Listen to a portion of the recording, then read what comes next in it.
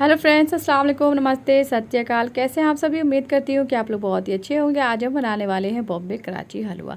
ये बनाना बहुत ही आसान है, इतना टेस्टी और डिलीशियस बन करके तैयार होता है। बाकी सारे हलवे से ये बिल्कुल ही अलग इसका टेस्ट लगता है। बनाने का तरीका भी और बाकी हलवे से बिल्कुल ही अलग होता है। इस तरीके से अगर आपने एक बार बना लिया ना तो बच्चे जो है ना हमेशा इसकी डिमांड करेंगे। तो ज़्यादा ना करते हुए चलते हैं अपने फुल रेसिपी की तरफ कि हमने इसको किस तरीके से बना करके तैयार किया है। तो यहाँ पर हम सबसे पहले लेंगे एक बाउल जो है यहाँ पर हमने ले लिया है। यहाँ पर हम ऐड करेंगे कॉर्नफ्लावर हम ऐड करेंगे। हम सारी चीज़ों का मेजरमेंट जो है ना हम एक ही चीज़ का हम लेकर के आपको बताएंगे ताकि आपको बनाने में बहुत ही आसानी हो। इस तरीके से अगर आप बना करके तैयार करते हैं तो एक बार में ही आप बना करके बिल्कुल ही परफेक्ट तरीके से बना करके तैयार कर सकते हैं।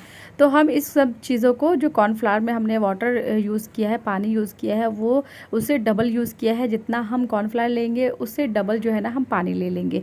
पानी और कॉर्नफ्लावर को चम्मच की मदद से बढ़िया तरीके से मिक्स कर लेंगे। बिल्कुल इसका एक लिक्विड फॉर्म में हमें बना करके तैयार कर लेना है। फिर करेंगे इसको साइड। उसके बाद जो है ना हम सेकेंड स्टेप करेंगे। यहाँ पर जो है ना हम एक पैन ले लेंगे। पैन में हमने डाल दिया है, छोटे वाले कप से नाप करके हमने हाफ कप पानी ऐड कर लिया है। उसके बाद जिस कप से नाप करके हमने कॉर्नफ्लावर लिया था उसी कप से नाप करके हम यहाँ पर शुगर ऐड करेंगे। पूरा भर करके हमने ऐड कर लिया है। उसके बाद उसी कप से नाप करके फिर से हमने आधा कप और ऐड कर लिया है था।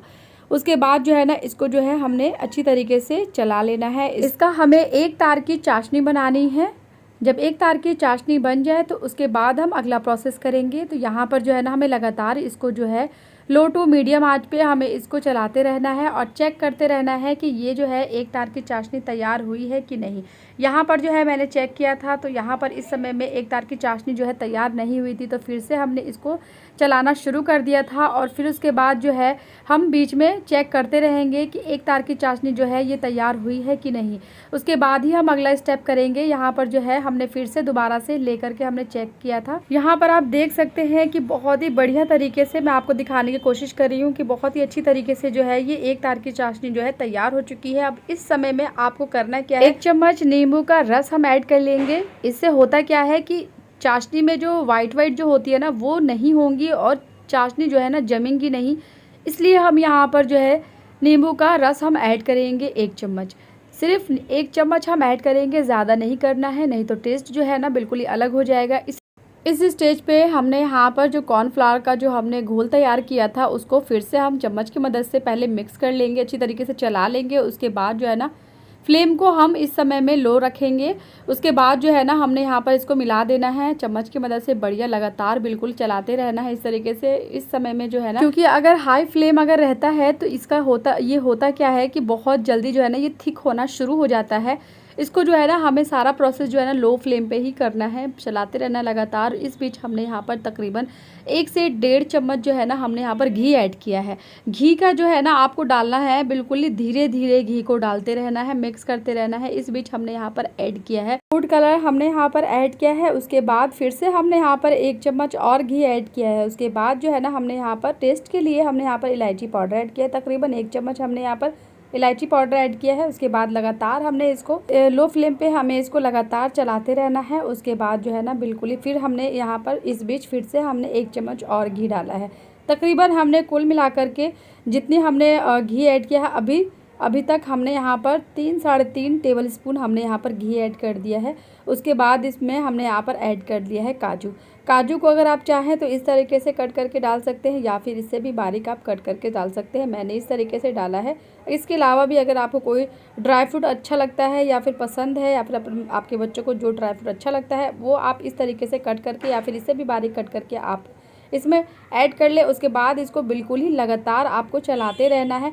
फिर से हमने यहाँ पर आप देख सकते हैं इसकी जो कंसिस्टेंसी जो है ना किस तरीके से हो चुकी है। इस बीच हमने फिर से 1 चम्मच और घी डाला है और उसको लगातार चलाते रहना है।